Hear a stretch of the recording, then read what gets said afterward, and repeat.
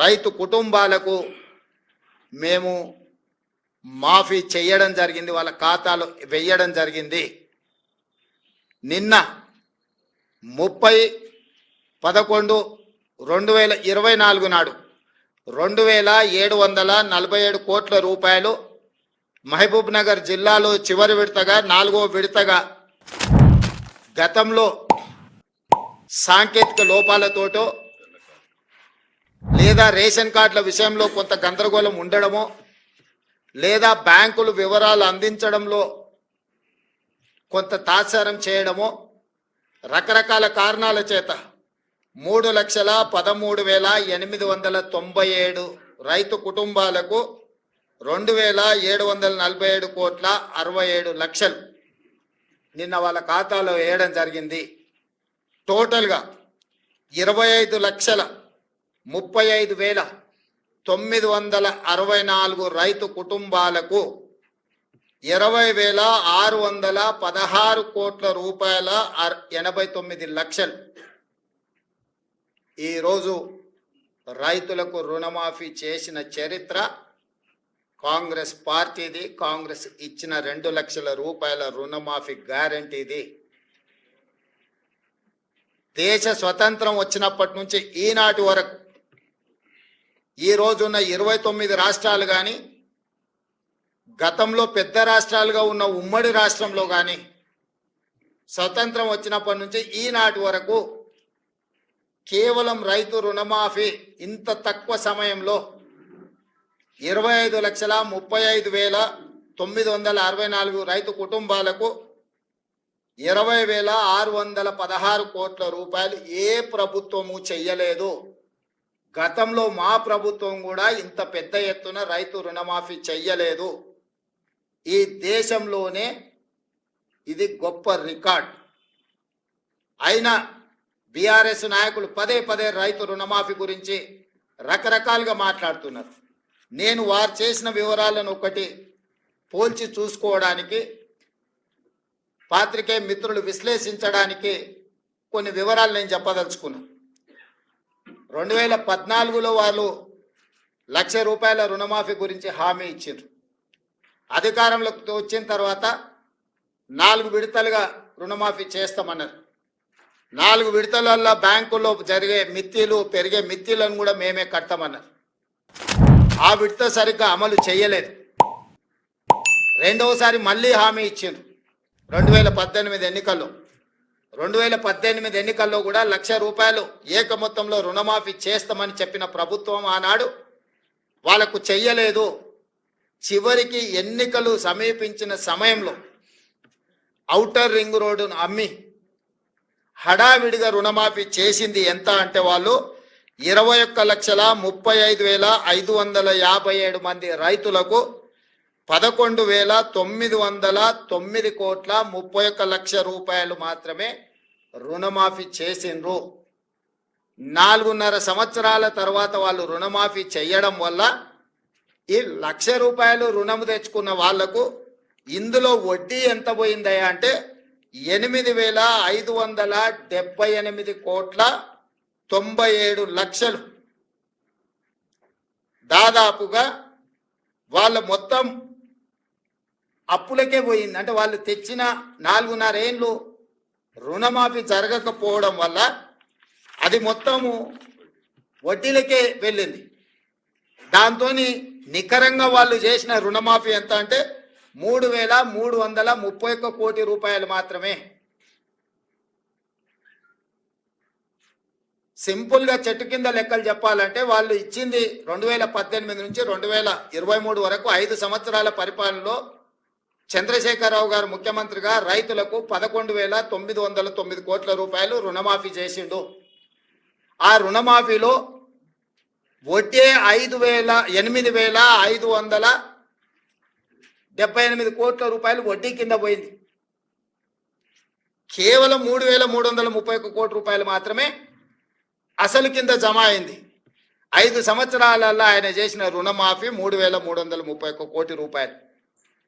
వారు ఈరోజు సంవత్సరం తిరగకంటే ముందే దాదాపుగా 20,616 కోట్ల రూపాయలు రుణమాఫీ చేసిన మమ్మల్ని తప్పు పట్టాలని, దోషిగా నిలబెట్టాలని ఏదో ఊబలాట పడుతున్నారు. ఇది రైతులు గమనించరా? రైతులకు అర్థం కాదా? ఎందుకంటే రైతు అప్పు తెచ్చుకున్నది, రైతు మిత్తి చెల్లించింది, రైతు రుణమాఫీ జరగక బాధపడ్డది రైతు. ఈరోజు మేము వేసే సొమ్ము రైతుల ఖాతాల్లో ప్రత్యక్షంగా పడుతుంది. కాబట్టి తద్వారా రైతులు ఎంత ఆనందంగా ఉన్నారో ఈ విషయాలను పరిగణలోకి మీడియా మిత్రులు కూడా తీసుకోవాలి. ఇప్పుడు మీరు రైతు బంధు వానాకాలము బకాయి పెట్టి పారిపోతే మీరు పెట్టిన బకాయిని కూడా వస్తానే 7,625 కోట్ల రూపాయలు మేము చెల్లించిన వానాకాలం రైతు బంధు. ఇప్పుడు ఇందులో కూడా మీరు చాలా మందికి ₹1,00,000 వరకు ఉన్న రుణాలు మీరు చెల్లించకపోవడంలో, అసలు మిత్తి ఏది చెల్లించకపోవడం వల్ల 20 లక్షల మంది రైతులు దాదాపుగా కొత్తగా తీసుకున్న రుణాలు కాదు, 2018 నుంచి 2023 వరకు మళ్ళీ రెన్యువల్ చేసుకున్నారు ఆ అప్పును వాళ్ళు. ఇవాళ వాటన్నిటిని మేము చెల్లించాల్సిన పరిస్థితి వచ్చింది. అందుకే మేము 12/12/2018 నుంచి 9/12/2023 వరకు ఆ 5 సంవత్సరాలల్లో బ్యాంకులలో తీసుకున్న అన్ని అప్పులను మేము కట్టినాం. చంద్రశేఖరరావు పరిపాలించిన 5 సంవత్సరాల కాలంలో రైతులు చేసిన అప్పు 12/12/2018 అంటే రెండోసారి చంద్రశేఖరరావు గారు ప్రమాణ స్వీకారం చేసిన రోజు నుంచి చంద్రశేఖరరావు గారు దిగిపోయి మేము ప్రమాణ స్వీకారం చేసి మొదటి రోజు అసెంబ్లీ ప్రారంభించే తారీఖు వరకు దాదాపుగా 5 సంవత్సరాల పూర్తి కాలంలో రైతులకు ఉన్న 2 లక్షల రూపాయల వరకు రుణమాఫీని మేము చేసి రైతుల పట్ల రైతు పక్షపాతిగా మా ప్రభుత్వం ఉన్నదని మేము నిరూపించుకున్నాము. అది రుణమాఫీ విషయం. రైతు బంధు మీరు వానాకాలం బకాయి పెడితే మేము వచ్చినెంబడే ఆ బకాయి ఇచ్చినాం. ఇప్పుడు నేను మళ్ళీ రైతులకు మాట ఇస్తున్నా, సంక్రాంతి పండుగ తర్వాత రైతు భరోసా మీ ఖాతాలలో వేసేది సోనియమ్మ గ్యారంటీ, ఇందిరమ్మ ప్రభుత్వము. ఈరోజు ఒక మాట మాట్లాడడం, రేపు ఒక మాట మాట్లాడడం, ఇది డబుల్ స్టాండర్డ్స్. నిన్నొక మాట, నేడొక మాట, రేపు ఒక మాట. ఇందులో రేవంత్ రెడ్డి గారు పిహెచ్డి చేసిండు. మాట మార్చడంలో, పూటకో మాట మాట్లాడడంలో పిహెచ్డి చేసిండు రేవంత్ రెడ్డి గారు. ఉల్టా ఇంకా మళ్ళీ ఆయన్నే అంటాడు, ఇంకోటి దబాయిస్తాడు. ఎవడా అన్నది, ఎవరన్నారు ఆ మాట అని ఉల్టా దబాయించి ముచ్చటగా 3వ స్టాండ్ చెప్పగలిగిన నేర్పరితనం కూడా రేవంత్ రెడ్డి గారిలో ఉంది. ఇవన్నీ నేను ఉత్తగా మాటలు చెప్తలేను, మీకు అన్నీ ఆయన నిజస్వరూపమే బయట పెడతా. వాటం తీరు మాట మార్చడం, పూటకో పార్టీ మార్చడం కూడా రేవంత్ రెడ్డికి వెన్నతో పెట్టిన విద్య. ఒక పార్టీలో ఉంటూ మరో పార్టీ అగ్రనాయకులను రాక్షసులు అంటాడు, మళ్ళీ అదే పార్టీలో చేరి దేవతలు అంటాడు. రాక్షసులు అన్న నోటితోనే దేవతలని కూడా పొగుడతాడు. సిగ్గు ఎగ్గు కానీ సంకోచం వ్యాకోచం ఏమీ లేకుండా 2 తీర్లు కూడా కంఫర్టబుల్గా నిస్సిగ్గుగా మాట్లాడే తత్వం రేవంత్ రెడ్డిది. సో ఏడాది పాలన పూర్తయిన సందర్భంగా ఈ ఘనత వహించిన మన రాష్ట్ర ముఖ్యమంత్రి రేవంత్ రెడ్డి గారి డబుల్ స్టాండర్డ్స్కు సంబంధించిన కొన్ని విషయాలను శాంపుల్గా మీకు చూపిస్తాను. చూపించాలంటే ఇంకా చాలా ఉన్నాయి. ఇప్పుడే కూర్చుంటే మా లక్ష్మారెడ్డి అని ఒక 10 కొత్త పాయింట్లు చెప్పిండు నాకు. నేను కొన్ని ఇవాళ చూపిద్దాం అనుకున్నా కానీ గిదున్నది అని కొత్తవి చెప్పిండు ఇప్పుడు నాకు. నిజంగా అన్ని చూపించాలంటే రేపు పొద్దుగాల దాకా చూపించచ్చు రేవంత్ రెడ్డి డబుల్ స్టాండర్డ్స్ మీద. కానీ యనుమల గారి కొన్ని ఆనిముత్యాలు ఇప్పుడు మీ ముందు ప్రదర్శిస్తాను. రైతు బంధు చూపించు బాబు. పంటలకే ఇస్తున్నావు, 3వ పంటకి ఎందుకు ఇస్తలేవు?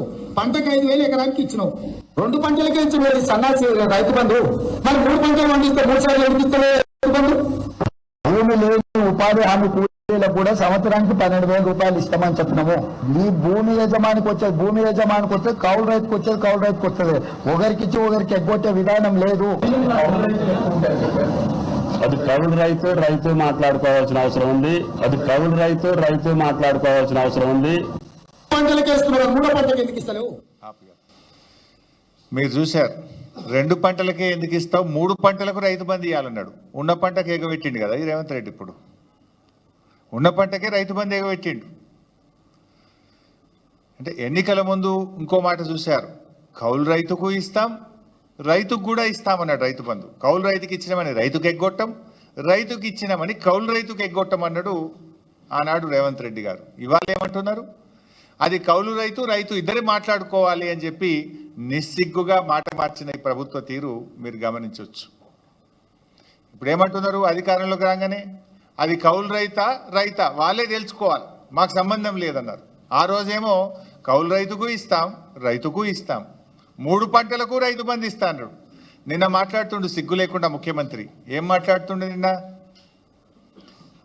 గత ప్రభుత్వం అట యాసంగి పంటలో రైతు బంధు ఎగ్గొట్టిందట.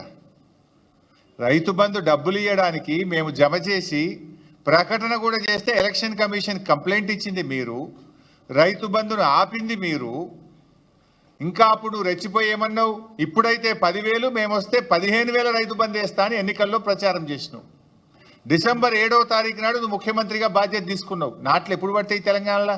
డిసెంబర్ 7 తర్వాత 10 తర్వాత జనవరి దాకా పడుతుంటాయి నాట్లు. ఎప్పుడైనా డిసెంబర్, జనవరి, ఫిబ్రవరిలో రైతు బంధు వేసినాం. ఇప్పుడు నువ్వు ఎప్పుడు ఇస్తా అంటున్నావు రైతు బంధు? జనవరి 17వ తారీఖు తర్వాత రైతు బంధు ఇస్తా అంటున్నావు. డిసెంబర్ 7 నాడే నువ్వు ముఖ్యమంత్రి అయితివి, మరి నువ్వు ఇవ్వాలి కదా రైతు బంధు. ఇప్పుడు జనవరి 17కి ఇస్తా అంటున్నావు. జనవరి 17కు డిసెంబర్ 7కు మధ్య తేడా 40 రోజులు. అంటే రైతు బంధు ఎగ్గొట్టింది రేవంత్ రెడ్డి, నిస్సిగ్గుగా గత ప్రభుత్వం ఎగ్గొట్టిందని చెప్పగలిగిన నేర్పరితనం కూడా రేవంత్ రెడ్డిలో ఉంది.